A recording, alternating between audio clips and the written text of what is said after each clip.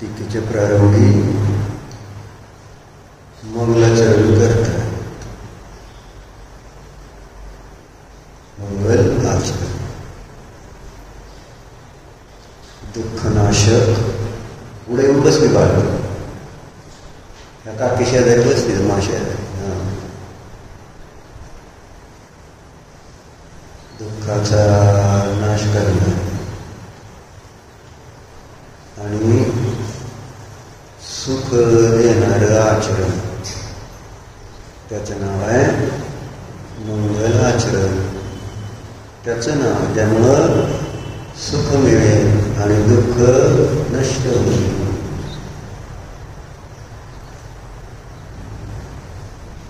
सगळे जीव तेच कार्य करण्यासाठी प्रयत्न करतात. असं आपण छड आल्याच्या सुरुवातीला बघितलं. आत्मानुशासनच्या दुसऱ्या श्लोकामध्ये पण तेच दिले. जे त्रिभुवन में अभिजितजी बरं आहे का? आहे की ते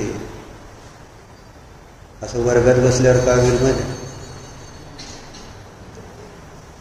किंवा मधुर मिलनला एखादा आलं कार्यक्रम आणि असा बसतो, शिडजीला बरं नाही म्हणून निघून जाते.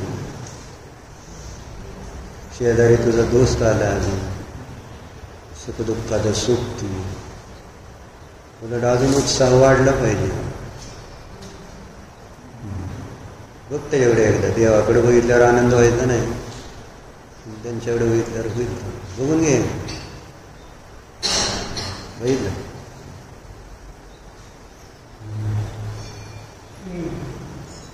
जे त्रिभुवन में जीवन सुख चाहे दुःख तर भय असं म्हणलं. सगळे जीव सुखाची इच्छा करतात.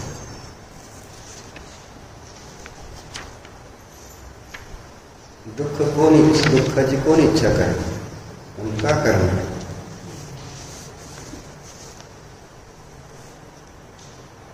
दुसऱ्या श्लोकामध्ये आत्मनुशासनमध्ये दिलं तुम्ही ही गोष्ट.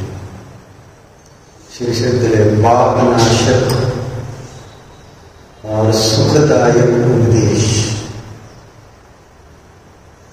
पापाला नष्ट करणारा आणि सुखदायक सुख देणारा आम्ही उपदेश देत आहोत.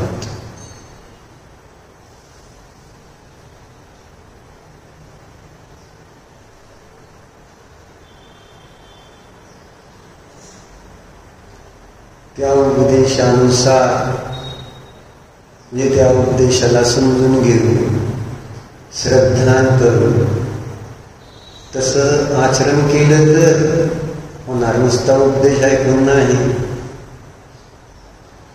आपण उपदेश रोज ऐकतो, सुखदायक आणि पापनाशक. रोज उपदेश ऐकतो, पण उपदेश ऐकून पाप नष्ट होईल काय? सुख प्राप्त होईल काय? कुठल्याही गोष्टीची केवळ चर्चा त्या कार्याची सिद्धी करत नाही. हे आपल्याला आचार्य संत सागर महाराजांनी शेवटच्या उपदेशात सांगितले आहे. डाळ रोटली म्हणून कोणाचं पोट भरत नसतं. त्यासाठी ते खावं लागतं. सांगितलं भूक लागली तर डाळ रोटली खायची आहे ना, खायची हा उपदेश झाला. मग भूक लागल्यावर डाळ रोटली खायची असं म्हणून होईल काय? होईल काय? कळतंय पण धर्मक्षेत्रात कळत नाही. हा उपदेश जो आहे तो जीवनात उतरवण्यासाठी असतो. निलेश पाहुणे, आपण उपदेशाला केवळ कर्मेंद्रियाचा विषय बनवून ठेवलेला आहे. त्याला चारित्र्याचा विषय बनवलेलाच नाही, आचरणाचा विषय बनवलाच नाही. तर मग पापनाश आणि सुख प्राप्ती कशी होणार असं होईल.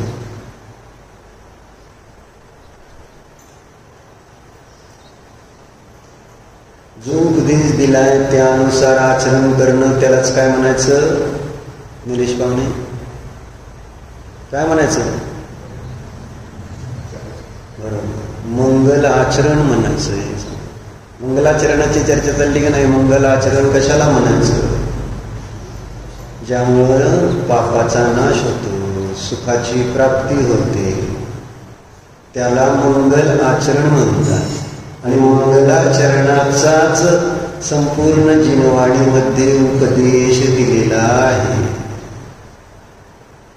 मंगलाचरणाचाच उपदेश आहे ना, चांगलं आचरण करण्याचाच उपदेश संपूर्ण जिनवाणी. कारण जिनवाणीचं प्रयोजन असते जीवाला सुखी करण्यासाठीच आहे जिनवाणी.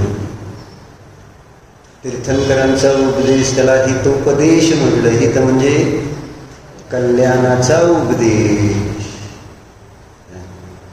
ज्यामुळं जीवाचं कल्याण होईल. कल्याण म्हणजे जीव आनंदी होणार. बरोबर आहे. असा उपदेश तीर्थंकरांनी दिलेला आहे त्यांच्या दिव्य ध्वनीतून. आणि आनंद देणाऱ्या उपदेशाचं जो पालन करतो तो तेच मंगल आचरण असणार आहे. मग आता बघा काय लिहिलं त्यांनी. टोडर म्हणजे टीका रचली थोडीशी गुंडारी भाषा.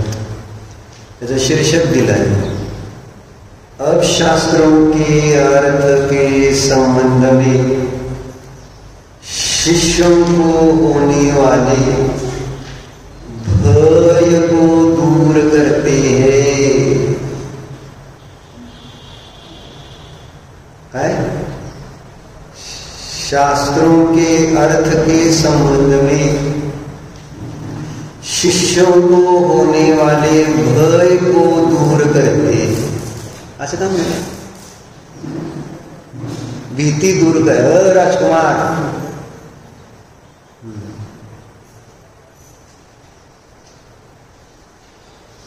शिष्यांना भीती वाटते असं म्हणते, आणि ती भीती दूर करायची असं म्हणून तिथं लिहिलेलं नाही. शास्त्राचा जो अर्थ आहे आणि त्या शास्त्राच्या अर्थासंबंधी शिष्यांना जी भीती आहे. काय भीती असते आपल्याला डॉक्टर? शास्त्र काय करतं आपल्याला सांग, जेणेकरून भीती वाटते. आत्ता भीती सिद्ध करू का? डेमो देऊ निलेश पाहुणे?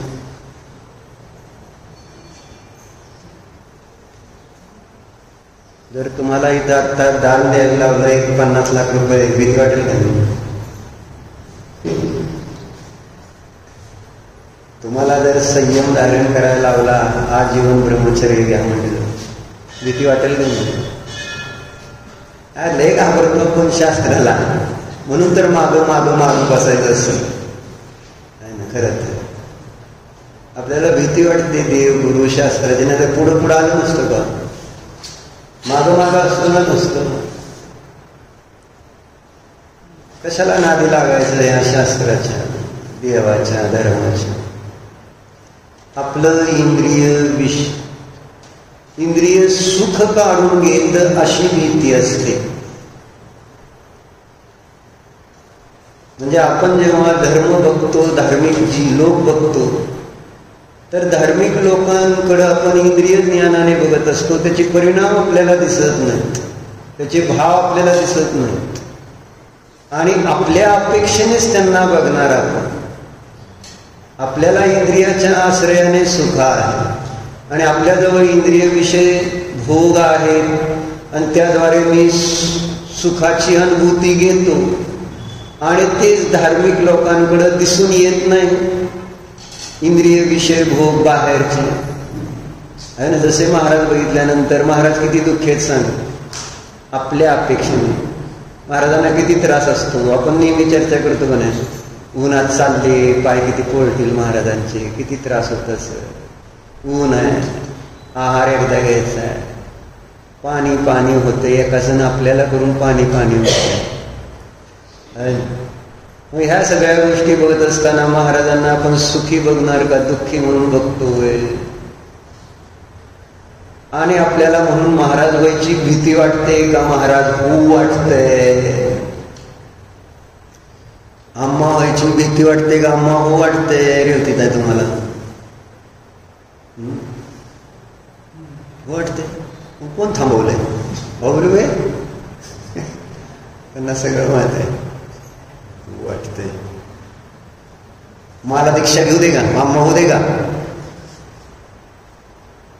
विज्ञान काही इच्छा आहे, विज्ञान ना, विज्ञान.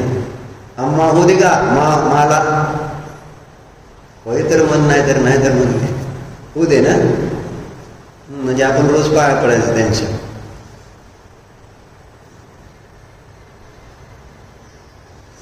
भीती वाटते का नाही. कारण आपल्याला पंखा पाहिजे गरम व्हायला लागल्यानंतर, आणि आम्हा झाल्यावर पंखा लावता येईल का तुम्हाला सांग.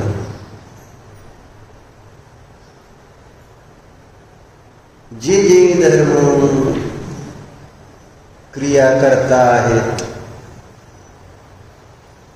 आणि आपल्याला ते भोग सुलभ आहेत आणि त्याच्याद्वारेच आपण सुखाची अनुभूती आपल्याला पाहिजे तेव्हा पाहिजे तितकं पाणी खाणं सगळं चाललंय. काय त्याच्यात संयम आहे का नाही.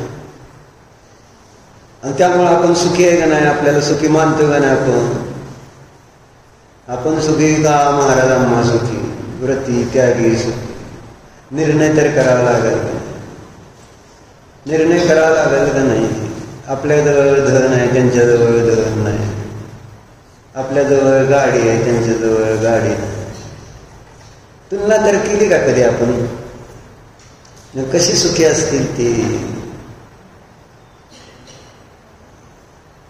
म्हणजे मी हा निर्णयच नीट करत नाही की सुख काय आहे. आपल्याला अजूनही रोज इंद्रिय विषय भोगाला बघताना हे सुख सुख नाही, दुःख आहे याचं आपण चिंतन करतच नाही. तर आपल्याला खऱ्या सुखाचं स्वरूप न समजल्यामुळं धर्म कार्य सुखरूप सुखाचं कारण रूप का भासित होणं. धर्म सुखरूप आहे आणि सुखाचं कारण पण आहे. धर्म तो स्वतः सुख स्वरूप आहे आणि सुखाचं कारण आहे. पण माझा दृष्टिकोन धर्माकडे बघण्याचा हा आहे का. धर्म सुखस्य हेतु, धर्म सुखाचं कारण आहे. महाराज सुखी भले ते उन्हात चालना, भले त्यांनी एकदा आहार घेतला, पण श्रद्धान काय पाहिजे महाराज सुखी आहेत असं नको. आपल्यापेक्षा महाराज सुखी आहे. कारण आपल्याला जर रात्री आपण एसी लावून झोपतो, लाईट गेल्यानंतर काय होईल. महाराजांना काय टेन्शन. एसी लावायचाच नाही तरी लाईट गेली ना आली त्यांना काय फरक पडत. झोपलं तरी आपल्याला आपुलता आहे. आपण समजतोय की मी आता मस्त एसी लावून गार झोपलोय. राजकुमार जरा इकडे उभार जरा, माझं तोंड धुवून तरी जरा. काय म्हणतोय. नाही आता उठवणार नाही, बस झालं. ते रोज किती वेळा उपवास?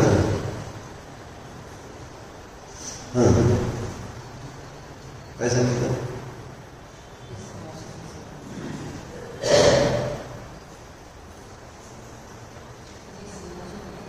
हा, एसी लावून झोपलो म्हणून आपण काय निराकुलतेने झोपलोय का? कल्पना आहे आपली की आपण सुखी आहे असं कल्पना करतोय, परंतु आकुलता भयंकर आहे, भीती निरंतर आहे. कारण आपल्या या इंद्रिय सुखामध्ये कधी बाधा येणार आपल्याला सुद्धा माहिती नाही. आणि आपल्याला एवढं नक्की माहिती आहे की या सुखामध्ये बाधा येतेच, म्हणून तर भयभीत आहे, आकुलित आहे. जसं दुकानात आलेलं गिऱ्हाईक जर ते निघून चाललं तर भीती वाटते का नाही? बाहुबली परत येईल का नाही भीती असते का नसते? बाहेर पडल्यानंतर, पडायला लागल्यावर बघितलं बरंच इकडं तिकडं पण काय पसंत पडेना म्हटल्यानंतर आता हे जर गिऱ्हाईक गेलं तर माघारी याची गॅरंटी असते का? भीती. तसंच इथं इंद्रिय विषय भोगताना सतत हा जीव भयभीत आहे. तर ते पराधीन आहे, आपल्या अधीन नाही. ते दुकान उघडू शकता पण गिऱ्हाईक तुमच्या अधीन आहे ना? ते कर्माधीन आहे. तुमचं कर्म जेवढं जसं असेल पुण्य पाप त्यानुसार येईल आणि जाईल, तुमच्या हातात नाही ना ते. मग तेच तसं ते इंद्रिय विषय सुख माझ्या अधीन नाही आहे, त्याच्यामध्ये बाधा येते.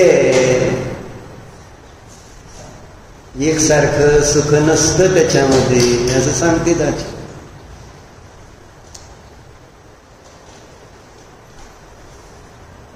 परंतु म्हणलं ना, त्या सुखाला सोडून दुसरं सुख आपण कधी भोगलं नाही, कधी त्याच्याबद्दल ऐकलं नाही. ऐकलं तर त्याच्यावर श्रद्धान ठेवलं नाही, म्हणजे त्याच्यावर चिंतन केलं नाही. चिंतन करून श्रद्धान केलं नाही, श्रद्धान करून तसं आचरण केलं नाही, तर मग ते अतींद्रिय सुख जे मुनींना, केवलींना, ज्ञानींना असतं ते अतींद्रिय सुख. त्याची माहिती नसताना आपल्याला धर्मसुखाचं कारण का भासित होणार? आणि म्हणून सतत भीती कोणती आहे की माझं सुख धर्म काढून घेईल काय, हीच भीती असते ना. धर्म माझं धन काढून घेईल काय अशी भीती. धर्म काय करणार? तुमचं धन काढून घेतो म्हणून परिग्रह तुमचा काढून घेतो ना. आणि परिग्रह मध्ये सुख म्हणजे तुमचं रौद्र ध्यान काढून घेतो धर्म. धर्म काय काढून घेतो? तुमचं रौद्र ध्यान. कळते ना आपल्याला? पापामध्ये आनंद, पाप कार्य करून आनंद मानणं, त्याचं नाव रौद्र ध्यान आहे. बरोबर आहे? हिंसा करून, चोरी करून, खोटं बोलून परिग्रह साठवणे, स्थूल 4 भेद आहेत सांगितले. असे अनेक असंख्यात भेद आहेत त्या रौद्र ध्यानाचे. आणि रौद्र ध्यानामध्ये आनंद असतो. सांगितलं ना किती वेळा? रौद्र ध्यानामध्ये आपण इंद्रियजनित आनंद भोगणं हेच रौद्र ध्यान आहे. रौद्र ध्यान कशाला? इंद्रिय विषय भोगाच्या आश्रयाने जो आनंद भोगला जातो त्यामध्ये नियमान जीव हिंसा आहे. नियमान आणि नियमान तिथं परिग्रह आहे. हिंसानंदी आणि परिग्रहानंदीचा रौद्र ध्यानाबरोबर अविनाभाव संबंध आहे. आणि म्हणजे इंद्रिय विषय भोगावर जेथे जेथे इंद्रिय विषय भोगाचा आनंद तेथे तेथे हिंसानंदी रौद्र ध्यान, तेथे तेथे परिग्रहानंदी रौद्र ध्यान असणार. आणि असं जे हिंसानंदी आणि परिग्रहानंद आनंद येतोय ना, तो आनंद धर्म काढून रौद्र ध्यान धर्म काय करणार? नष्ट करणार का नाही आपण? कारण रौद्र ध्यान हे काय करतं? कोणतं फळ देतं? रौद्र ध्यानाचं फळ काय? रौद्र ध्यानाचं फळ काय? नरक. रौद्र ध्यानाचं फळ नरक गती हे सांगितलं होतं ना. आणि आर्त ध्यानाचं फळ तिर्यंच गती. एक सामान्य कथन. आर्त ध्यानाने तिर्यंच गती प्राप्त होते, रौद्र ध्यानाने नरक गती प्राप्त होते. मग आता धर्म जो आहे तो नरक तिर्यंच गतीला जाऊ देत नाही. म्हणून आपण लहान मुलांना पण शिकवतो, समेत शिखरजीला जाऊ चला 20 जिनेश्वर. पुढं काय करायचं?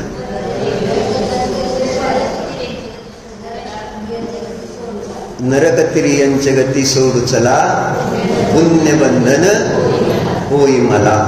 असं आपल्याला लहानपणी समेत शिखरजीला जाऊ चला मध्ये शिकवलं. बरोबर आहे. हे नरक तिर्यंच गती, समेत शिखरजीचं दर्शन केलं तर नरक तिर्यंच गतीला जात नाही असं सांगितलेलं. भावपूर्वक जो वंदना करतो त्याला नरक तिर्यंच गतीची प्राप्ती होत नाही. म्हणजे धर्म जो आहे तो या जीवाला नरक आणि तिर्यंच गती म्हणजे शुभ आहेत का अशुभ आहेत गती? अशुभ गती आहेत. नरक गती आणि तिर्यंच गती या अशुभ गती आहेत.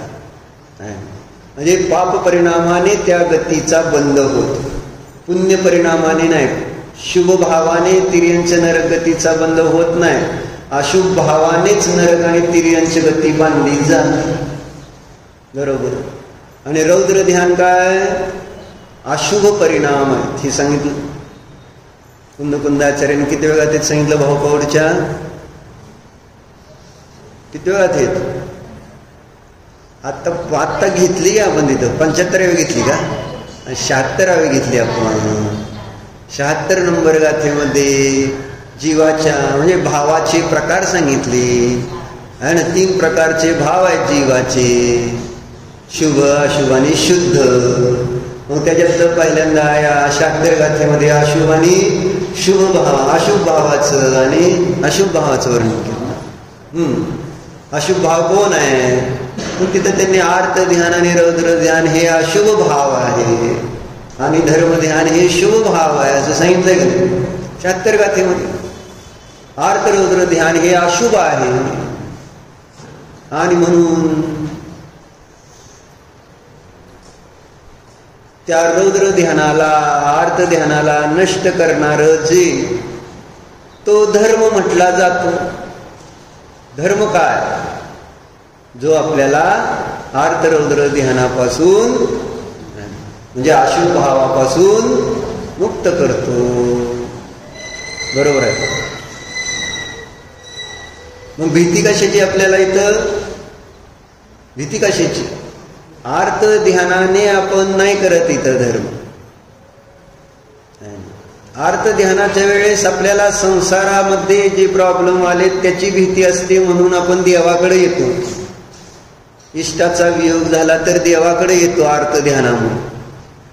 बरोबर आहे की? माझं परत ते हरवलेलं ब्रासलेट मिळावं, देवाकडे येणार का नाही? काय चेतनजी गेलेले पैसे परत मिळावे, कोणाकडे घ्या जाणार सांगा? देवाकडे जायचं, कोणाकडे जायला पाहिजे? म्हणजे आर्त ध्यान करणारा जीव धर्माकडे येतो. इष्टाचा वियोग झाला, अनिष्टाचा संयोग झाला तर तो दूर व्हावा आहे ना. जंगलातनं कुठं गावाला आपण निघालोय पूर्वी शिखराच्या जाणं, वाटेत चोर डाकू आले, मग काय नाव, कोणाचं नाव घेणार? नमोकार मंत्र म्हणतो का नाही? नवारण ताणव हे माझं संकट दूर व्हावं. आर्त ध्यान अनिष्टाचा संयोग आहे. चोर आले, डाकू आले, लुटतील आपल्याला, तर आपण आर्त ध्यानाने देवाची आर्ततेने हाक मारतो देवाला. देवा वाचव रे बाबा, आता काय पण कर, या संकटातून मला मुक्त कर डॉक्टर. आर्त ध्यान है ना, ही माझी जागा वाचव काय पण करून. आर्त ध्यानाने आर्द्र हाक मारली जाते देवाकडं. आणि म्हणून अन्यमतवादी सगळी जी देवाकडे जाते ते आर्त ध्यानाने जाते, कारण त्यांच्याकडे असती दरिद्रता. अनेक प्रकारचं बाह्य दुःखच घेऊन देवाकडे जातात. ते आर्त ध्यानाने देवाची आर्त हाक, आणि देव पण त्यांच्यामुळं हाकेला येतो. भयंकर शोक करणाऱ्या व्यक्तीजवळ जातात की नाही लोक, करुणा येतेच की त्याच्याबद्दलची. चांगल्या जीवांना रडत असला कोण रस्त्यावर बाजूला वगैरे तर आपण पण म्हणतो काय झालं काय नाही, विचारपूस करतो. आपला संबंध नसला तरी. परवा साचितायला आली का नाही चक्कर, मग साधर्मी आहे, सगळेजण लगेच काय झालं, शोभा काकीनी नमोकार मंत्र चालू केला, सगळेजण थांबले थोड्या वेळ, काय झालं काय झालं काय. म्हणजे दुःखी झालेला जीव, आर्त ध्यानाने परिणत झालेल्या जीवाला किंवा जीवाच्या प्रति करुणा भाव आल्याशिवाय राहत नाही. म्हणून देवाला पण तुमच्या प्रति करुणा भाव येईल की तुम्ही आर्त ध्यान तर करा देवाजवळ येऊन. तुम्ही रौद्र ध्यान करूनच देवाजवळ येणार तर देव कशाला येईल म्हणणार आहे, त्याकडे ह्याला काय गरज नाही माझी. फरक कळतोय का नाही?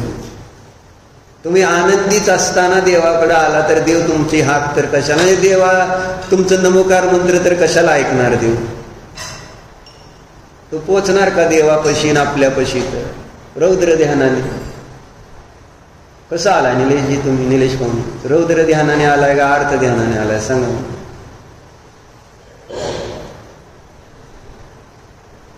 सगळं बरं आहे की नाही म्हणून आलाय ना, काही त्रास आहे म्हणून आलाय सांगतोय. नाही काय त्रास नाही म्हणून आलो. जर त्रास असल्यावर कशाला येतोय? मला काम असलं काय, घरात अडचण असेल, गावाला जायचंय, खरेदी करायची, अमुक तमुक सगळ्या अनेक गोष्टी असतात, त्यावेळेस देवाकडे काय तसं काय त्रास नाही. आज तुम्हाला कुणाला शारीरिक त्रास नाही. मोनिका ताई आलं नाही त्या नाही, ते अजून पण दिसत नाही, त्या बाहेर गेले ते मला हा माहेरीच की मी बघितला स्टेटसवर म्हणून सांगितलं. खोकलायला लागल्यानंतर काय केलं त्यांनी? बंद केलं का नाही शास्त्र, आणि जरा बरं झाल्यानंतर मग आले. बरोबर आहे. म्हणजे त्रास नाही तेव्हा आपण मंदिरात आलो. मग आता त्रास नसल्यावर इथं येऊन करायचं काय? मला हा प्रश्न आहे पहिल्यांदा. कशासाठी आलाय मग तुम्हाला त्रास नाही तर? कळू द्या, काय सुद्धा टेन्शन नाही. तुम्ही माझ्याकडे आर्त ध्यान करूच नका. हा ती करते तिचं काम. लहान आहे ना तुम्ही, ह्याच्यापेक्षा जास्त खोडकर होता असं सांगितलं मला तुमच्या बाईनं. मग सांगायचं काय? मला परवा कोणतरी एक आई सांगत होती, माझी बारकी पोरगी लय म्हणजे लय चंचल आहे म्हटले, काय बसतच नाही एका जागी. तिचा हात मोडला होता, बांधला होता तरी उड्या मारत होती. आणि तिला जरा शांत होण्याचा मंत्र द्या म्हटले.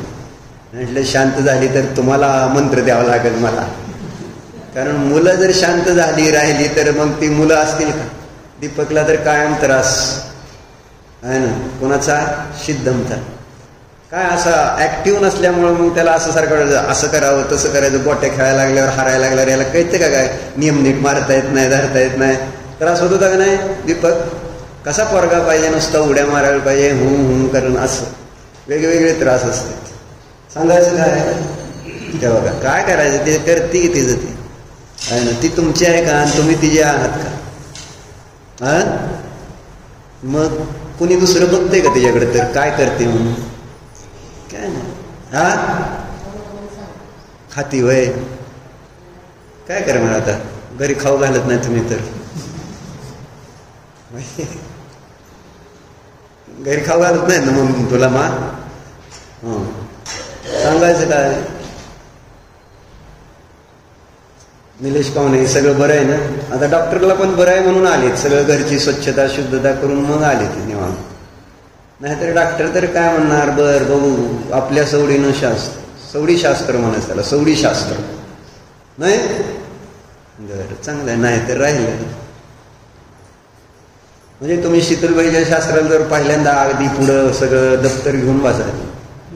तुम्ही बघितलं ना, तुम्हाला किती वर्ष झालं बघतोय मी तुम्हाला, आज बघतोय का? आता काय? आता सगळं मला यायला लागलंय.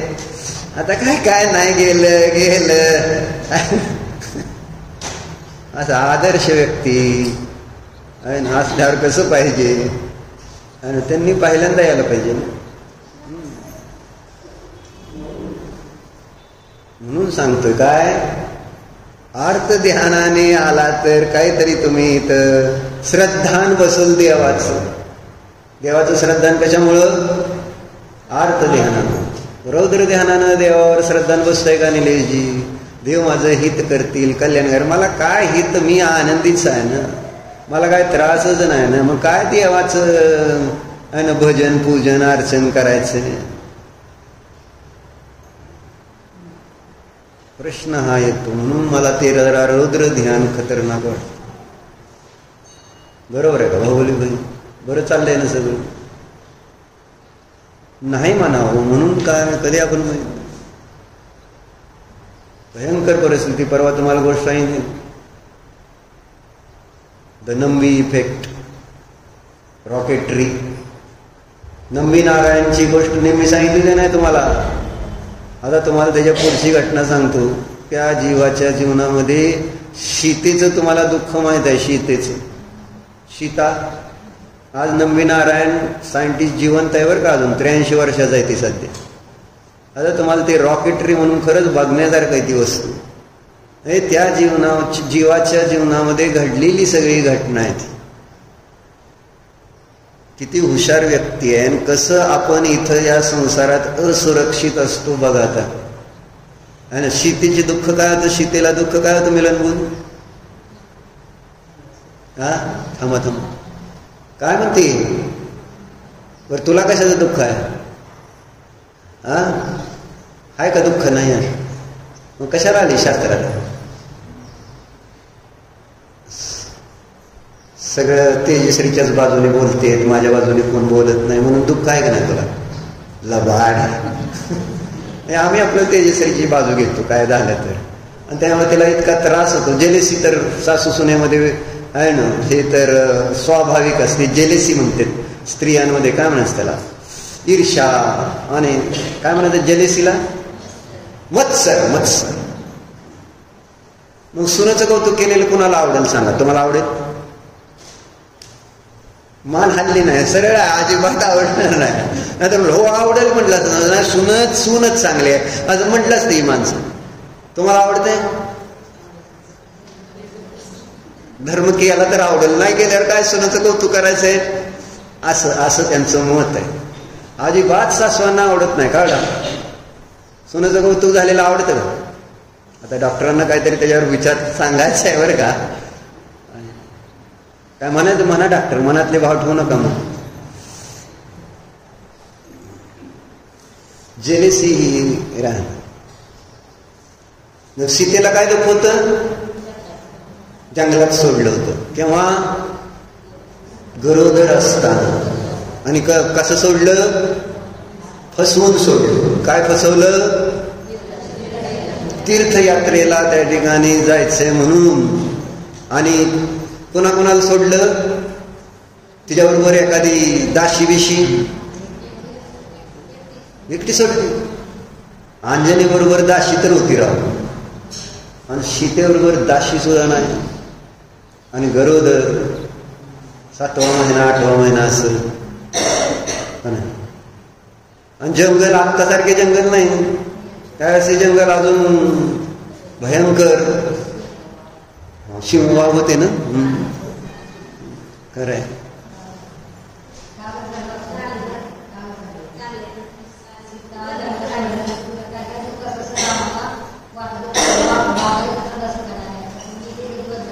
पद्मपुराणमध्ये चर्चा आली का संध्याकाळी ना? पण चेतनजी म्हटले पद्मपुराणचे सेट मी मागवले, सगळ्यांनी मागवले, पण 2च बायकांकडे फार तर ते पुस्तकं असतात, बाकी कोणीच आणत नाहीत असे. मग कशासाठी मागवले पद्मपुराण? आणि ते 1800 रुपयाचा सेट, कुणी 1300 घे. गरीब लोक तुम्ही नातेपुतेची, कुणी 500 घेतला, कुणी 800 घेतला, म्हणजे स्वस्तात. असं नाही बाबा जर ते 1800 आहे तर 18,000 घे, 18 लाख घे, 18 कोट घे. असं झालं का? श्रीमद राजचंद्रजीनं तर असं सार हातात पडला तर असं रत्नच दिली त्याला, आणि तुम्हाला मागवून दिले तर तुम्ही त्याच्यात डिस्काउंट नाही का काय?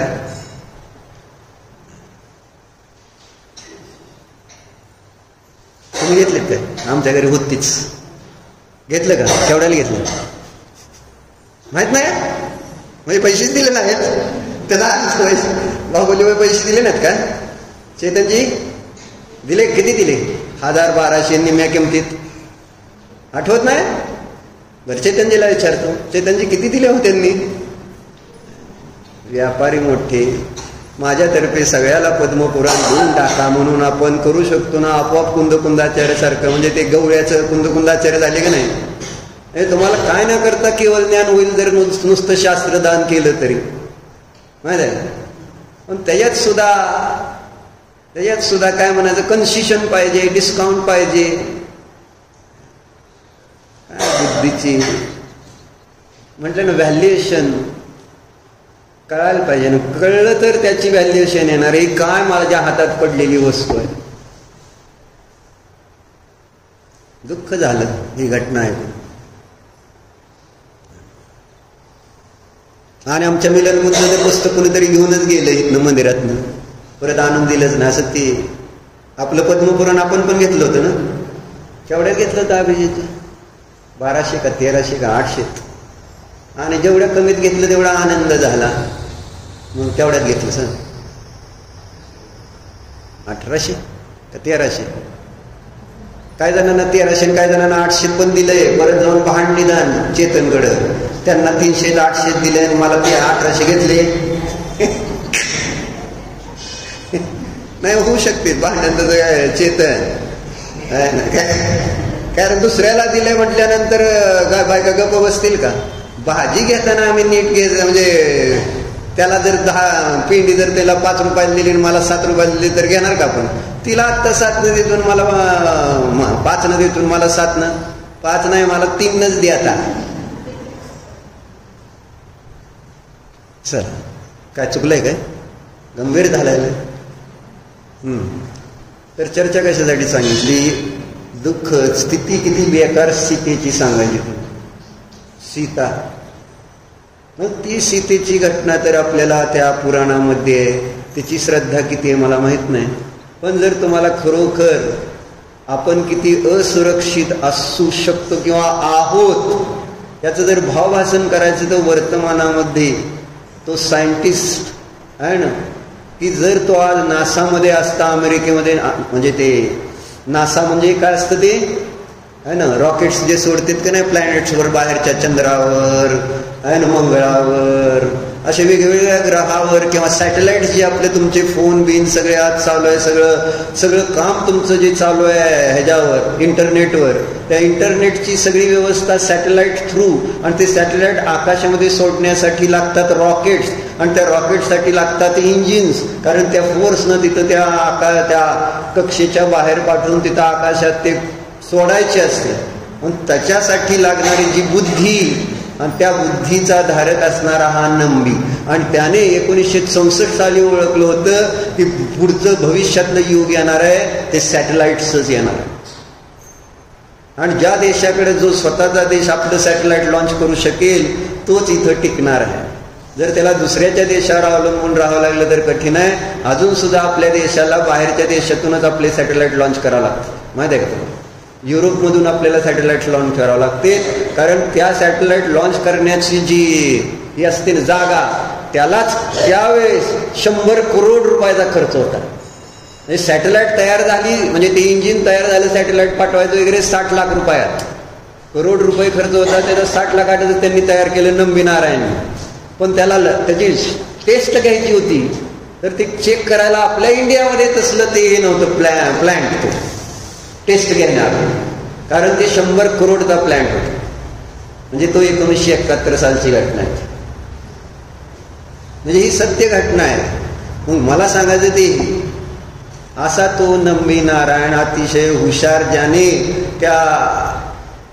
त्या रॉकेटरीवर, म्हणजे त्या रॉकेट्स बनवणाऱ्या इंजिनवर PhD केलेली, त्याच्या पुस्तकातली सुद्धा चूक त्याने काढलेली होती. आणि जो प्रोफेसर शिकवत होता त्याला आहे ना सगळ्यांना ते PhDचं पुस्तक, त्याला त्यांनी सांगितलं इथे हे चुकलेलं आहे. मग तो प्रोफेसर काय म्हटला, म्हणजे तू ह्याला पण चुकीचं म्हणतो काय? हो म्हटला, जर आहे चुकीचं दिसतंय मला ते वाक्य ते किंवा ते फॉर्म्युला तर चूकच आहे. आणि त्याने मग प्रोफेसरला तर पटलं नाही, कारण रूढीने शिकवणारे जे असते चेतनजी त्यांना काय चांगल्या गोष्टी लवकर पटत नाही. बरोबर आहे का? म्हणजे बरोबर जरी असलं तर असं पुस्तक समोर ठेवायचं, मग हे काही येडे आहेत का लिहिणारे?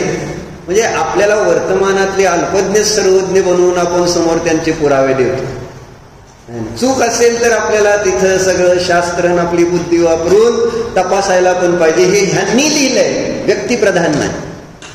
अर्हंत असेल गोष्ट वेगळी, पण वर्तमानातल्या अल्पज्ञाकडून चुका होतात आणि ते स्वतः ज्यांनी लिहिलेलं आहे ते शेवटी ग्रंथाच्या वर्तमानात जे ग्रंथ लिहितायत ते सगळे मुनी जरी असले तरी लिहितायत की आम्हाला क्षमा करा, आमचं काय चुकलं असलं ह्याच्यात तर दुरुस्त करून घे. लिहितेत का नाही चेतनजी असं? पण आपण जर म्हटलं नाही चुकलेच नाही तर काय होईल? तर आपल्याला त्या चुकीमुळं आहे ना चुकीचं फळ प्राप्त होईल. बरोबर. आता नंबी नारायणचं झालं काय? सीतेचं जाऊ द्या, मी म्हटलं नंबी नारायणच्या जीवनातली घटना आहे का काय झालेली. मग असा तो वैज्ञानिक जर तो नासामध्ये राहिला असता आणि मग त्यावेळेस ती चर्चा तिथं नासामध्ये तिथं गेला पण होता, तो तिथला एक भारतीय सायंटिस्ट पण होता आहे ना, आणि त्याने पण म्हटला तू इथं राहा आहे ना. मग किती पगार काय? तर तुला जो भारतामध्ये 1 वर्षात पगार मिळेल ती 1 महिन्यात मिळणार. दुसरी गाडी बंगला सगळं म्हणजे मान सन्मान सगळ्या गोष्टी देणार. पण तो देशप्रेमी होता, देशद्रोही नव्हता. त्याला देशाबद्दल इतकं प्रेम होतं आणि म्हणून जेव्हा तिकडून असं ही ऑफर आली तरी सुद्धा त्याचा एक आदर्श विक्रम साराभाई म्हणून ज्यावेळेस जैन होते ना, त्यांना मारलं तर मला माझ्या हॉटेलमध्ये जैन होते बघा. छान छान माहिती दिली तुम्ही. तर म्हणजे जैनात पण हुशार लोक होते पूर्वी, पण आता व्यापारात शिरल्यापासून बुद्धीच लावायचं संपलेलं आहे, असा प्रॉब्लेम झालाय. तर झालं काय मग? त्या नंबी नारायणच्या जीवनातली घटना, तो भारतात आला कशासाठी? तर भारतानेच तयार करायचं, भारतालाच आपण जन्मलोय तर भारताच्या प्रती त्याला एकदम भयंकर आपलेपण.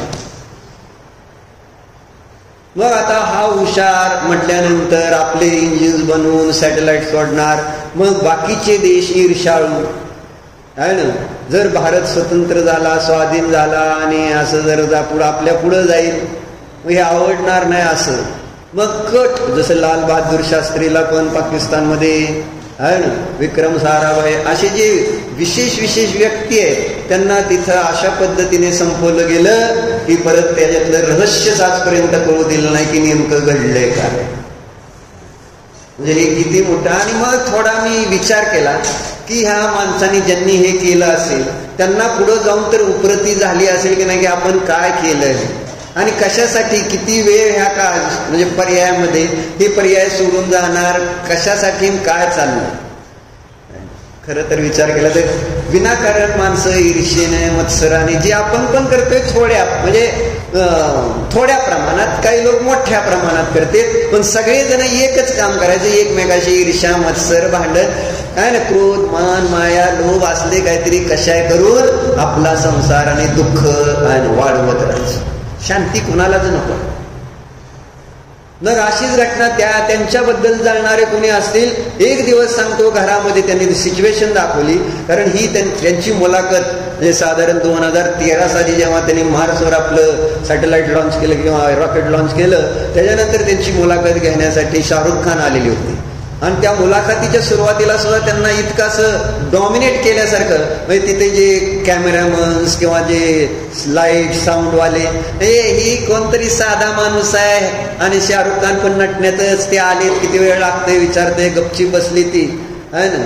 हे त्यांच्या व्हॅल्यू त्यावेळेसपर्यंत नव्हती. पण जेव्हा मुलाखत घेत गेली ती शाहरुख खान त्याची मुलाखत घेते आणि ती एक घटना सांगायला लागला की त्यांनी देशासाठी काय काय केलं. 5300 करोडचा प्रोजेक्ट 1 रुपया न देता भारतात आणला होता. परवा सांगितलं ना तुम्हाला, किती?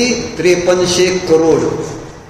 रुपयाचा प्रोजेक्ट 1 रुपया न देता भारतात आणलेला तो व्यक्ती इतका भारतासाठी समर्थ. आणि त्या व्यक्तीच्या जीवनामध्ये 91 का 94 आहे ना, 2-4 91 to 94 असेल किंवा 94 to 98 असेल, काय असेल ते आहे ना, त्या काळात घडलेली घटना आहे ना. रोजचा दिवस, घर एकदम साधं, अगदी फ्रीज सारखं म्हणजे आहे, त्याच्यात कपडे ठेवलेले, जुनं फ्रीज बंद पडलेलं, म्हणजे असं सिंपल घर आहे. कोण मोठा सायंटिस्ट आणि अमेरिकेतला सायंटिस्ट आपला भारतीय, त्याचं त्या ठिकाणी सगळं दाखवलंय, किती त्याची ही आहे बडादास काय म्हणते ते व्यवहारात. आणि हे एकदम सिंपल कोण आणि इतका हुशार. आणि एक दिवस अचानक काय घडलं आहे ना, पोलीस आले आणि त्यांना पकडून नेले.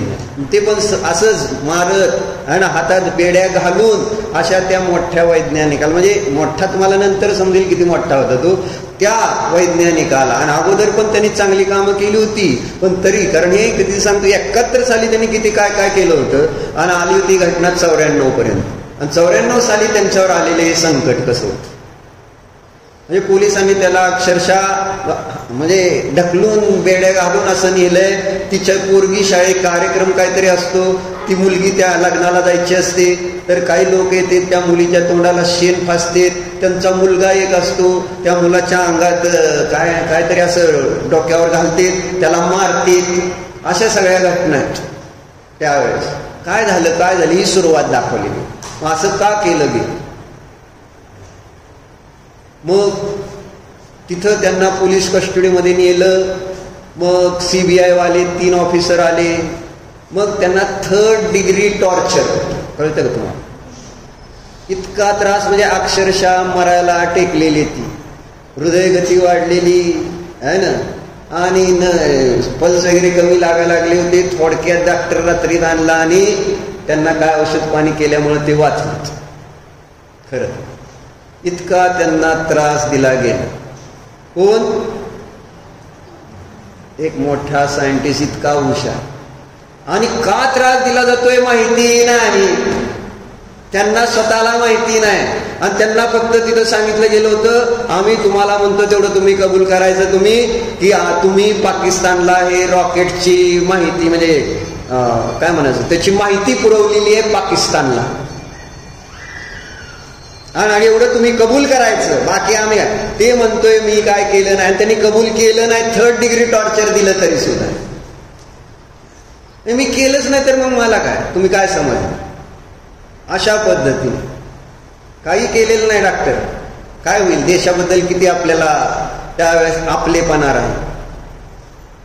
ज्या देशासाठी मी मरतोय, म्हणजे सगळं मी एवढा मोठा पैशाचा त्याग करून, एवढी मोठं माझं सगळं धन म्हणजे सगळं त्याग करून मी इथं आज आलो, आणि मला या देशात ट्रीटमेंट काय मिळते काय माहिती नाही. आणि डायरेक्ट तुम्ही ते बघितलं, मी आता इतकं सिच्युएशन क्लिअर करू शकलो नाही, पण तिथं ऍक्च्युली त्याच्यावर काय प्रसंग आलेला.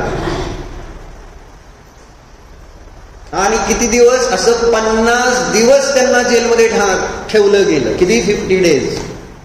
इकडं त्याच्या बायकोला वेड लागलं, म्हणजे तिला वाटलं की आपल्या पतीला मारूनच टाकलंय. आणि अक्षरशः ती जेव्हा ती 50 दिवसानंतर सोडून आला, त्यावेळेस तिथं मुलाखतीमध्ये विचारलं, मग तुला 50 दिवसानंतर तुम्हाला आझादी मिळाली, तर तो म्हणतो काही की आझादी. जेव्हा तो घरी गेला तर घरी बायको अक्षरशः ठार वेळी त्याने तिनं बघितलं आहे ना नवऱ्याला, तर ती एकदम ओरडलीच, तिला वाटलं भूत आहे काय, म्हणजे अशी पूर्ण सायकिक झालेली.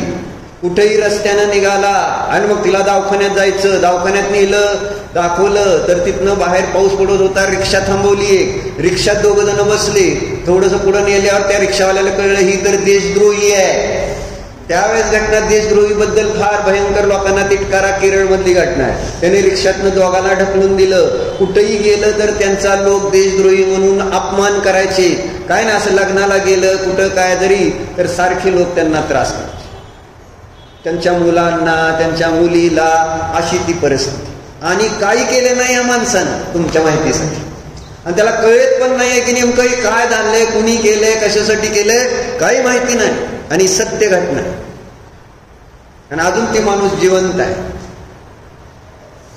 मग कोर्टमध्ये केस नकोच म्हटला करायला ती, पण त्यावेळेस मुलं त्याला म्हटली की बाबा जर तुम्ही जर ही केस लढला नाही तर आम्हाला आणि मेला त्याच्यामध्ये तर जीवनभर आम्हाला लोक गद्दार म्हणूनच बघतील, आमची काय अवस्था होईल. त्याला केस वकील एक आला, तो म्हणत होता तुझ्या बाजूने करतो. मी म्हटलं मला काय करायचं नाही. पण जेव्हा मुलं त्याला म्हटली मग त्यांनी केस त्या सुप्रीम कोर्टापर्यंत नेली. काय अवस्था असेल त्या माणसाची. आणि कोण? एक मोठा सायंटिस्ट आहे, किती बुद्धिमान, ज्याने देशासाठी किती त्याग केलेला आहे.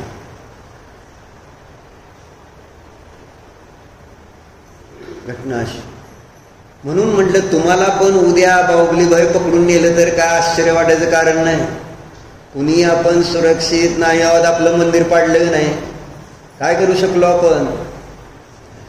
आलं बुलडोजर फिरवला, काय करता आलं नुसता. त्यानंतर मोर्चा काढतील, अजूनही म्हणतील ती की अजून काय फक्त आश्वासन दिलंय, लेखी काय सांगितलेलं नाही देतो म्हणून. नातेपुतीमध्ये काय कार्यक्रम त्याच्याबद्दल ठरलाय काय बाहुबलीबाई ट्रस्टींचा? हा झाले का मीटिंग? झाले. डॉक्टर होता काय मीटिंगला? नव्हता का? बरं असं काय. म्हणजे मला एवढंच सांगायचंय की आपण इथे सुरक्षित नाही आहोत, एवढं लक्षात घेतलं पाहिजे. आम्ही जरी समजत असो काय नाही, मला आता त्या नंबीला वाटत नव्हतं की मला काय प्रॉब्लेम आहे. पण एक दिवस आले पोलिसांनी आणि जास्त लांब कशाला, तुम्हाला मधुर मिलन चित्रघटना माहितीच आहे कोरोनाच्या काळातली. काय संबंध नसताना तिथं बाहुबलीबाईचा तर मला माहित नाही, पण संबंध नसताना आपले आता सगळे लोक एकत्र आले, महावीर सेना, त्याच्यामुळे 500, 150, 200 लोक आल्यावर मग पोलिसांना त्या दिवशी व्हॅन आणून यांना सगळ्याला आम्हाला आदत नेणार होती. तयारी तर तशी होती. पण आता 100-150 लोक बघितल्यानंतर थोडासा कुठंतरी म्हणजे सुरक्षित. तुमची जागा कोणाची, मालक कोण आणि कोण काय करत, आणि आपलेच लोक पर काय द्यावं लागतं. काय करणार असं. पण तरी सुद्धा वेळेला धावून आले आणि म्हणून त्यांचे धन्यवाद पण मानले. त्यांनी सगळं झालं. पण सांगायचं काय, सुरक्षित आहे का? कोणत्या वेळी काय इथं होणार आहे आपल्याला आपल्या आहे ना. आपण कोणतं कर्म बांधलंय म्हणून ते सगळ्या घटनेतनं त्याला परत सुप्रीम कोर्टमधनं त्याला मिळतं की तू निर्दोष आहे ना. मग त्याला 1 कोटी रुपयाचं काय म्हणते नुकसान भरपाई दिलेली असते. आणि त्याच्यातले 2012-13 सालची घटना, त्यावेळेस त्याच्यातले फक्त 10 लाख त्यांना आलेले असतात. 1 कोटी सँक्शन झालेले नुकसान भरपाई म्हणून, एवढं सगळं ते त्रास दिला झाला म्हणून त्यातले 10 लाख आलेले. मग तिथं प्रश्न विचारला त्या खाननं, किंवा तुम्ही मागिती घेणार का? तर ते म्हटलं हो घेणार. जर मी नाही घेतले तर लोक समजतील आहे ना, ह्यांनी खरोखर बाहेरनं पैसे आले तर आणि म्हणून यांना पैशाची गरज नाही, म्हणजे हे पैसे मी घेणार. आणि ते 10 लाखच दिली. मग त्याच्यानंतर ते पुढचं सरकार आलं, त्यांचं परत पद्मभूषण आहे ना, 3रा मोठा पुरस्कार त्यांना दिला, 1.5 कोटी मिळाले. बाकी सगळं झालेलं आहे. पण त्या मुलाखतीमध्ये शेवटी मी निर्दोष आहे हे सगळं सिद्ध झालं. पण हे केलं कुणी केलं हा त्याचा प्रश्न होता, त्या मुलाखतीतला शेवटचा प्रश्न. आणि त्याचा जर चेहरा बघितला ना, अक्षरशः डोळ्यात पाणी येतं. म्हणजे त्यावेळेस 75चा वगैरे असेल 13 साली, म्हणजे आता बरोबर 83, म्हणजे 72 to 73 असं धरा. पण त्या सायंटिस्टची काय गती, कुणी केलेलं आहे हे कार्य, हे त्याचं उत्तर आजपर्यंत मिळालेलं नाही. का केलं? सीतेला तर कळलं होतं. कुणी केलंय? कर्माने केलेलं. तिने त्याच्या आधारे थोडंसं स्थितीकरण तर झालं. ह्याचं स्थितीकरण कसं होतं? धर्मानुसार तर कर्मच केलंय, पण कर्मानुसार कोणी केलं याचा शोध. म्हणून इथं कोणीही आम्ही खरं तर सुरक्षित नाही आहोत. परंतु रौद्र ध्यानाचं आहे ना, डोळ्यावर असं यायला पडदा की त्यामुळं आपल्याला आपली असुरक्षितता भासितच होत नाही. प्रॉब्लेम हा, मी असुरक्षित आहे त्याची आपल्याला भीती वाटते का? आणि ती भीती जर वाटली नाही तर मी त्या ठिकाणी त्या संसाराचा नाश करण्यासाठी धर्माचं आचरण म्हणजे मंगल आचरण का करणार? मंगल आचरण करण्याची भावना कुणाला होईल? ज्याला कळेल की मी इथं काही सुरक्षित नाही, तोच त्या ठिकाणी सुखदायक उपदेश आणि पापनाशक उपदेश जो आहे त्याचं ज्ञान श्रद्धानाने आचरण करेल, चिंतन करा. ओ प्रभू, हो प्रभू, मी अनुचित कार्य करत सर्व समारंभ माझ्याकडून या घेतलेल्या व्रतामध्ये अतिक्रम विचार अनाचार दर्शन एकेंद्रियापासून पंचेंद्रियापर्यंत काही जीवनची हिंसा स्वाध्याय करीत असताना मिळलेल्या सर्व दोष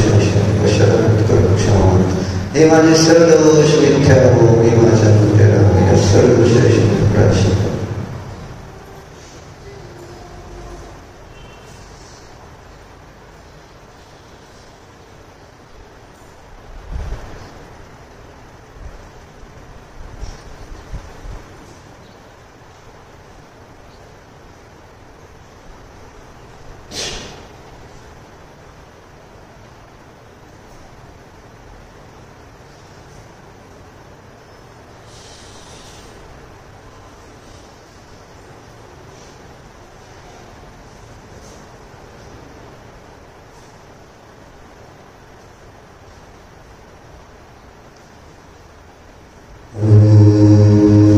चेतनजी, ध्यान 5 मिनिट असतं, वेळ नसतं. ध्यान करून जावं की.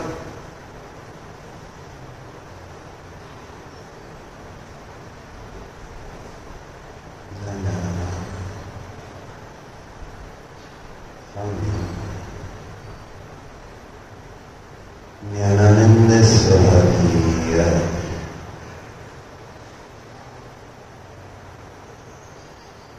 रुद्र ध्यान करणे हा माझा स्वभाव.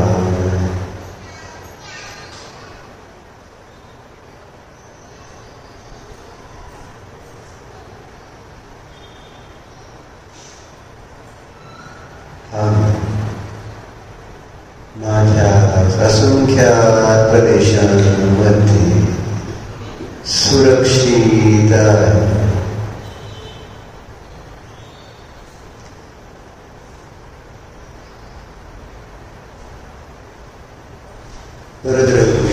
परभवांमध्ये माझी रक्षा नाही.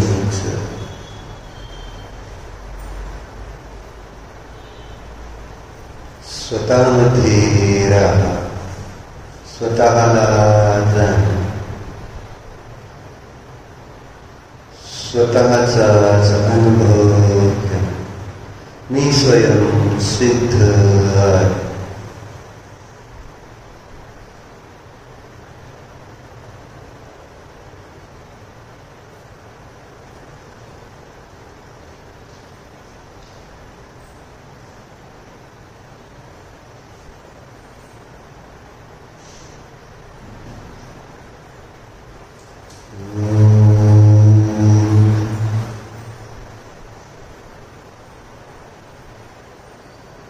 विसर्जन.